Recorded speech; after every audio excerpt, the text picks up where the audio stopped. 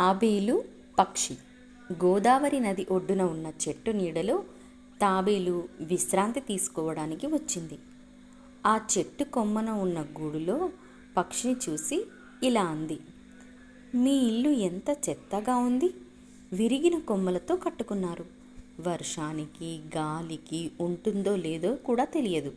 ఇక మీకేం రక్షణ ఇస్తుంది? అంతకంటే దారుణమైనది ఏమిటంటే దానిని మీరే కష్టపడి నిర్మించుకోవాలి. అదే నాపై ఉన్న గూడును చూడు, ఎంత బలంగా ఉందో. ఏ ఇతర గూడు ఇంత గట్టిగా ఉండదు అంటూ హేళన చేసింది. తాబేలు మాటలు విన్న పక్షి ఇలా చెప్పింది: నేను కట్టుకున్న గూడులో నాతో పాటు నా కుటుంబం మొత్తం ఉండడానికి చోటుంది. కానీ నీ గూడు నీకు తప్ప ఇంకా ఎవ్వరికీ రక్షణ ఇవ్వలేదు.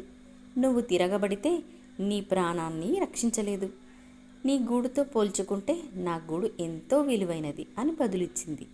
ఈ కథలోని నీతి, అందరికంటే మనమే గొప్ప అనుకోకూడదు. ఎవరికి ఉండేది వారికి ఉంటుంది.